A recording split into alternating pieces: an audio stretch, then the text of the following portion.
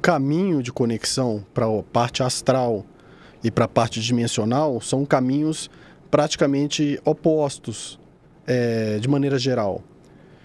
Para o pessoal que trabalha mais na parte esotérica, espiritual, eles vão trabalhar geralmente baixando a frequência cerebral. Então você vai se colocar em estados meditativos com a frequência cerebral mais baixa. Isso vai te permitir um acesso ao mundo astral, de maneira geral. Mas é um mundo subjetivo, você não está fisicamente interagindo. Agora, o acesso, então, para você interagir com os extradimensionais, já é acelerando as frequências cerebrais, porque as suas frequências físicas também elas vão começar a acelerar. Você precisa começar a vibrar numa frequência de uma dimensão superior.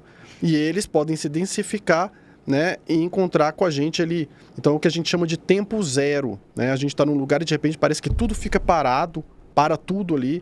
E parece que vira um cenário, as suas sensações, até emoções, elas desaparecem naquele momento, e naquele momento eles se manifestam, né? Se manifestam fisicamente. Então, se eles se densificarem de uma maneira física e quiserem aparecer para a câmera, eles vão aparecer.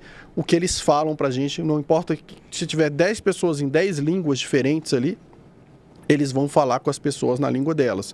Inclusive, eu tive a experiência de estar levando um grupo de chavantes que foi visitar, né, para conhecer Dáquila, e quando os parceiros apareceram para eles, começaram a conversar com eles na língua deles. E foi mais interessante ainda até para eles mesmos, porque eles começaram a conversar numa língua antiga dos anciões deles, e que o ancião deles ali, o líder que compreendiam melhor, os outros não tinham a mesma maneira de falar.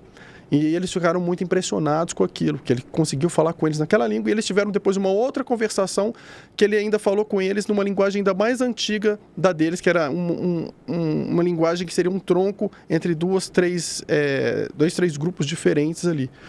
Então, eles chegam, se densificam, conseguem comunicar ali na frequência de cada um, fisicamente, aquilo pode ser gravado, né, para você escutar depois, para você ter aquilo ali depois, mas esse processo tem que ter a aceleração mental, que é diferente do processo meditativo. Então as pessoas falam, vocês acreditam nos parceiros? Não, gente, não é questão de acreditar. Ele está ali fisicamente na sua frente e todo mundo que estiver com você ali vai ver. Né? Todo mundo. E não é só a pessoa falar, tem que ir lá em Dáquila para ter essa experiência. Teve uma época que eu morei 10 anos na França. Nesses 10 anos me foi passado um treinamento, eu tive interações que foram no meu sítio, que só estava eu lá na França.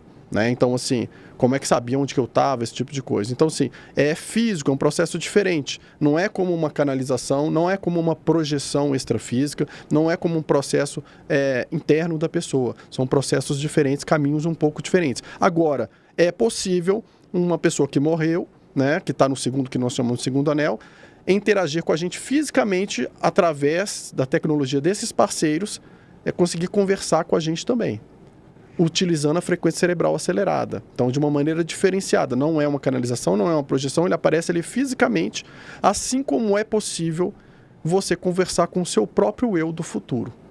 Imagina vocês estarem ali num local, vão aparecer seres dimensionais para conversar com vocês e, de repente, vocês vão perceber que tem um alê, um guru ali também, falando com vocês, com a voz de vocês mesmo e passando informação para vocês.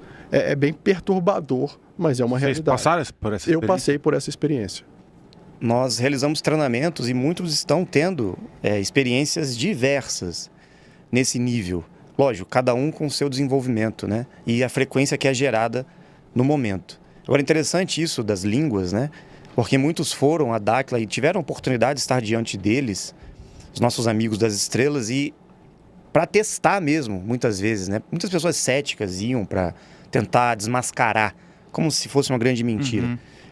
E eles não estão ali para provar nada para ninguém, né? Mas mesmo assim, em alguns momentos, as pessoas, para testarem os nossos amigos, falavam em outras línguas. E eu já presenciei uma pessoa usando catalão, grego, e um deles que me impressionou mais foi quando uma pessoa conversando em português com o nosso amigo Bilu Idibel, de repente ele mudou para o hebraico e começou a falar em hebraico, fez uma pergunta em hebraico. E para surpresa de todos, o nosso amigo respondeu em hebraico, na hora. E durante a resposta, ele continuou falando uma língua que todos estavam percebendo que era o hebraico. De repente, a pessoa que fez a pergunta disse, mas eu não estou entendendo mais, você está falando outra língua? Ele, sim, estou falando em aramaico agora. seja, o cara tentou testar ele e ele devolveu em hebraico e depois passou para o aramaico. Isso aconteceu várias vezes. Mas eles fazem isso justamente para mexer com o racional das pessoas, né? Então não existem limites, né? Para que a gente possa desenvolver essas habilidades.